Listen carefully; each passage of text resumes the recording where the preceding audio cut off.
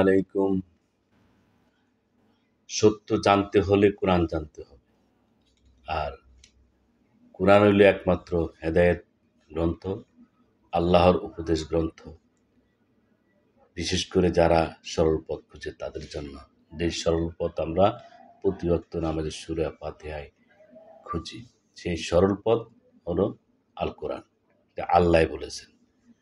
সূরা আল বাকারা থেকে ১২১ আয়াত থেকে বাংলা অনুবাদ করছি। বিসমিল্লাহির রহমানির রহিম।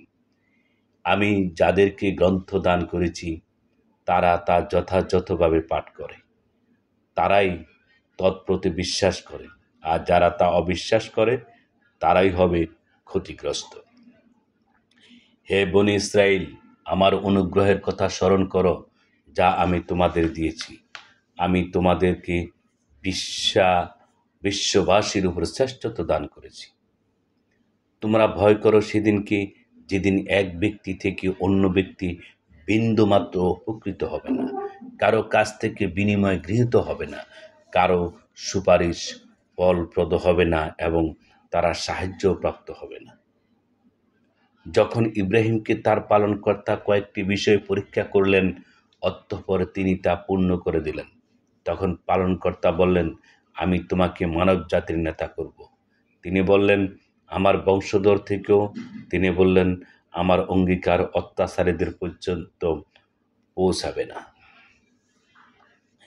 যখন আমি কাবা গৃহকে মানুষের জন্য সম্মিলন স্থল ও শান্তির আলোয় করলাম, আর তোমরা ইব্রাহিমের দাঁড়ানোর জায়গাকে নামাজের জায়গা বানাও, এবং আমি ইব্রাহিম ও ইসমাইলকে আদেশ করলাম, তোমরা আমার গৃহকে তওয়াফকারী, অবস্থানকারী, রুকু ও সেজদাকারীদের জন্য পবিত্র রাখো। যখন ইব্রাহিম বললেন, পরওয়ারদিগার, এ স্থানকে তুমি শান্তি দান করো এবং এর অধিবাসীদের মধ্যে যারা আল্লাহ ও কিয়ামতে বিশ্বাসী করে তাদেরকে ফলের দ্বারা রিজিক দান করো। বললেন, যারা অবিশ্বাস করে আমি তাদেরও কিছুদিন ফায়দা ভোগ করার সুযোগ দেব, অতঃপর তাদেরকে বল প্রয়োগে দোজখের আযাবে ঠেলে দিব, সেটা নিকৃষ্ট বাসস্থান। স্মরণ করো যখন ইব্রাহিম ও ইসমাইল কাবা গৃহের ভিত্তি স্থাপন করেছিল, তারা দোয়া করেছিল, পরওয়ারদিগার, আমাদের থেকে কবুল করো, নিশ্চয়ই তুমি শ্রবণকারী, সর্বজ্ঞ। পরওয়ারদিগার, আমাদের উভয়কে তোমার অজ্ঞাবহ করো এবং আমাদের বংশধর থেকেও একটি অনুগত দল সৃষ্টি করো।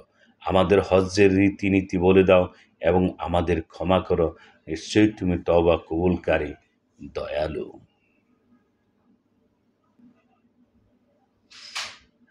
হে পরওয়ারদিগার, তাদের মধ্য থেকেই তাদের নিকট একজন পয়গম্বর প্রেরণ করুন, যিনি তাদের কাছে তোমার আয়াতসমূহ তেলাওয়াত করবেন, তাদেরকে কিতাব ও হিকমত শিক্ষা দিবেন এবং তাদের পবিত্র করবেন।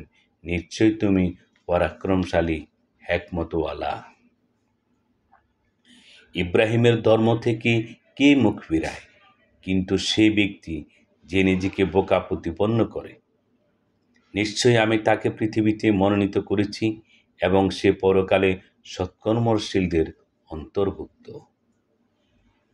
স্মরণ করো যখন তাকে তার পালনকর্তা বললেন, অনুগত হন, সে বলল, আমি বিশ্বপালকের অনুগত হলাম। এরই ওসিয়ত করেছি ইব্রাহিম আলাইহিসসালাম তার সন্তানদের এবং ইয়াকুব, ও হে আমার সন্তানগণ, নিশ্চয়ই আল্লাহ তোমাদের জন্য এই ধর্মকে মনোনীত করেছেন, কাজেই তোমরা মুসলমান না হয়ে কখনো মৃত্যুবরণ করো না। তোমরা কি উপস্থিত ছিলে যখন ইয়াকুবের মৃত্যুর নিকটবর্তী হয়, যখন সে সন্তানদের বলল, আমার পর তোমরা কার ইবাদত করবে? তারা বলল, আমরা তোমার পিতৃপুরুষ ইব্রাহিম, ইসমাইল ও ইসহাকের উপাস্যের ইবাদত করব, তিনি এক উপাস্য। আমরা সবাই তার আজ্ঞাবহ। তারা ছিল এক সম্প্রদায় যারা গত হয়ে গেছে। তারা যা করেছে তা তাদেরই জন্যে, তারা কি করত সে সম্পর্কে তোমরা জিজ্ঞাসিত হবে না। তারা বলে, তোমরা ইহুদি অথবা খ্রিস্টান হয়ে যাও, তবেই সুপথ পাবে। আপনি বলুন, কখনো নয়, বরং আমরা ইব্রাহিমের ধর্মে আছি, যাতে বক্রতা নেই। সে মুশরিকদের অন্তর্ভুক্ত ছিল না। তোমরা বলো, আমরা ঈমান এনেছি আল্লাহর উপর এবং যা অবতীর্ণ হয়েছে আমাদের প্রতি, এবং অবতীর্ণ হয়েছে ইব্রাহিম, ইসমাইল, ইসহাক, ইয়াকুব এবং তদীয় বংশধরদের প্রতি, এবং মুসা, ঈসা, অন্যান্য নবীকে পালনকর্তার পক্ষ থেকে যা দান করা হয়েছে তৎসমুদয়ের উপর। আমরা তাদের মধ্যে পার্থক্য করি না, আমরা তারই অনুগত্যকারী।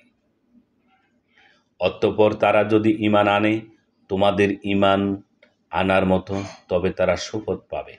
আর যদি মুখ ফিরিয়ে নেয়, তবে তারাই হঠকারিতায় রয়েছে। সুতরাং এখন তাদের জন্য আপনার পক্ষ থেকে আল্লাহই যথেষ্ট, তিনি শ্রবণকারী, মহাজ্ঞানী।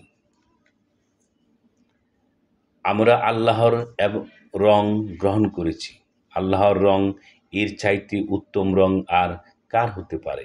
আমরা তারই ইবাদত করি। আপনি বলে দিন, তোমরা কি আমাদের সাথে আল্লাহর সম্পর্কে তর্ক করছো, অথচ তিনি আমাদের পালনকর্তা এবং তোমাদেরও পালনকর্তা। আমাদের জন্য আমাদের কর্ম, তোমাদের জন্য তোমাদের কর্ম, এবং আমরা তারই প্রতি একনিষ্ঠ। অথবা তোমরা কি বলছো যে নিশ্চয়ই ইব্রাহিম, ইসমাইল, ইসহাক, ইয়াকুব আলাইহিসসালাম ও তাদের সন্তানগণ ইহুদি অথবা খ্রিস্টান ছিলেন? আপনি বলে দিন, তোমরা বেশি জানো না আল্লাহ বেশি জানেন?